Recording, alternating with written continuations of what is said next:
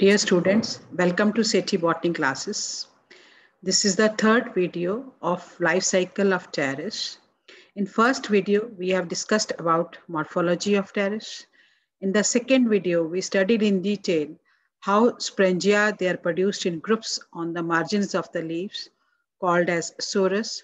Then those sporangia, they hiss open to liberate the spores. Now, in this video, we'll study about structure of spore, and how spores germinate to form prothallus or gametophyte of terrace.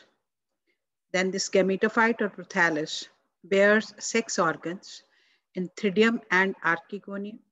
What is the structure of antheridium and archegonium? Now, antheridium produces multiflagellated spermatozoid. The archegonium has egg that will lead to the fertilization and fusion of egg and spermatozoid will form zygote, and zygote is the diploid structure.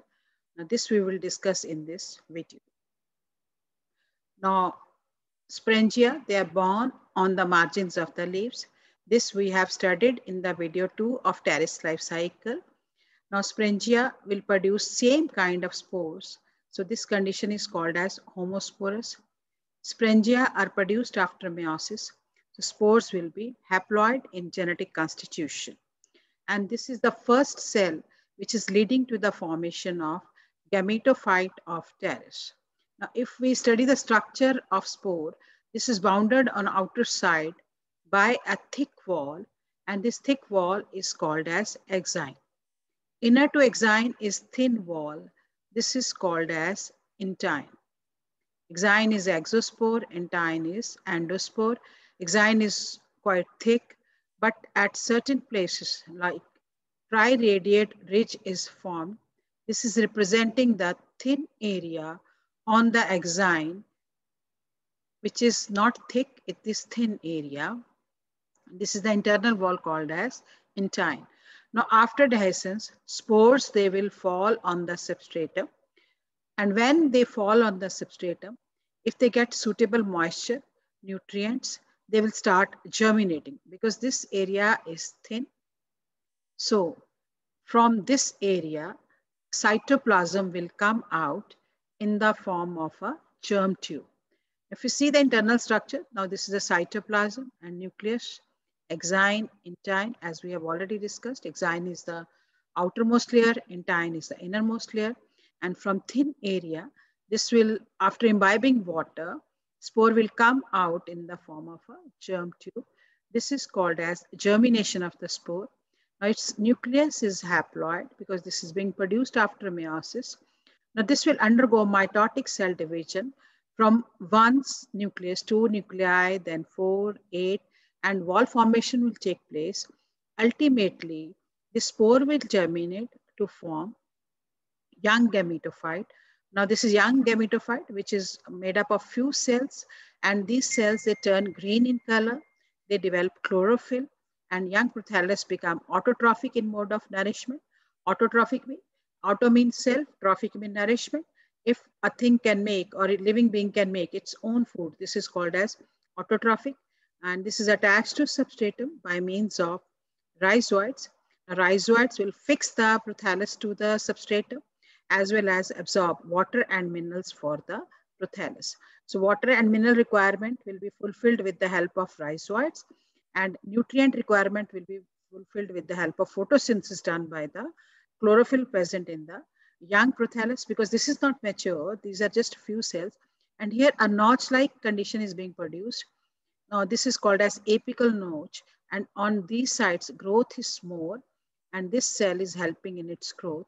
And ultimately, this will lead to the formation of, now this is young prothallus, this will lead to the formation of mature prothallus. Now this is the mature prothallus, which is again made up of green cells, heart shape, and this is the apical notch from where growth occurs like this.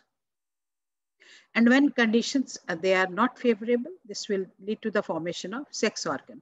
Now, if you see the structure of prothallus, this is green, heart shape, thin, thalloid in nature, flat, dorsiventral, And this is the point where its growing point is situated.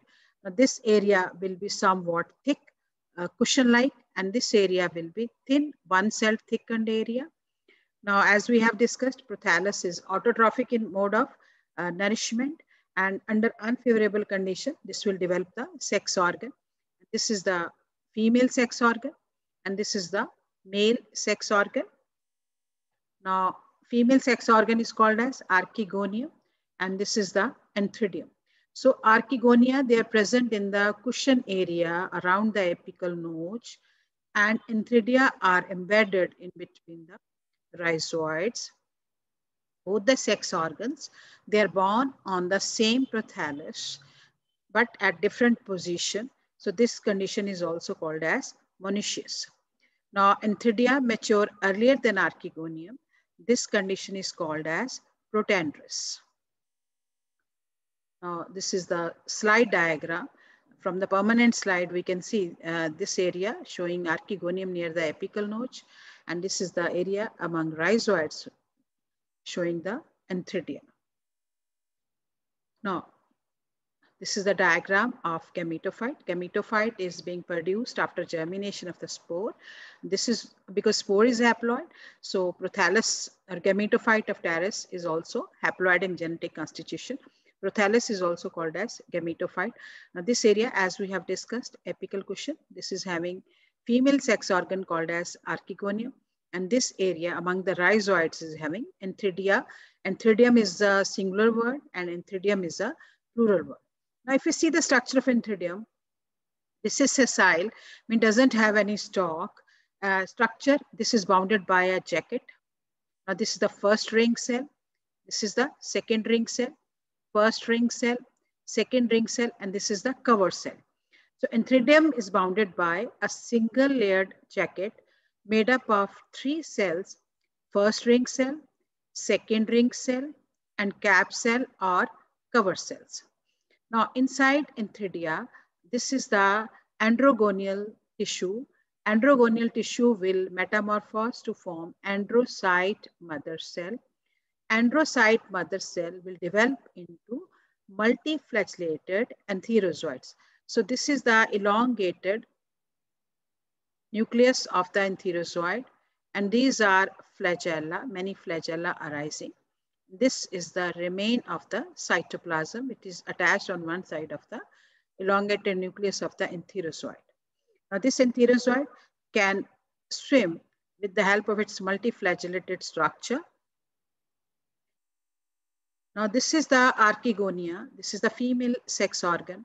This dilated part is called as venter, and this elongated part is called as neck. So, this is neck, this is venter. In the venter is present venter, egg is there. This is haploid in genetic constitution. And this is the ventral canal nucleus, which is present above the egg cell. And this is the elongated neck, which is enclosing a neck canal cell.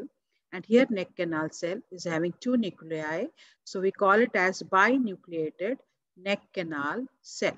So this is the mature archegonium of the Pteris. So these are the female sex organ. So here archegonium consists of ventral canal cell, egg, single binucleated ventral canal cell. This we have already discussed. Now what happens at maturity?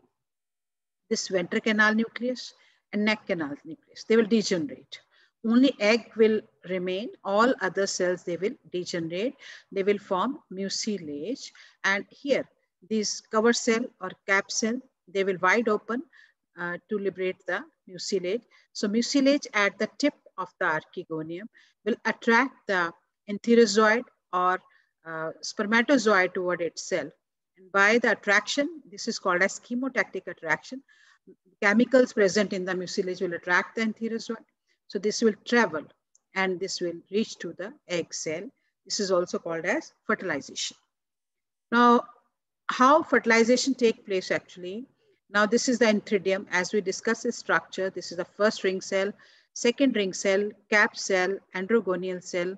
They will form androcytes, and androcyte will form multiflagellated enterozoid, also spirally coiled, having many flagella. As we discussed the structure, it has elongated nucleus and remnant of cytoplasm.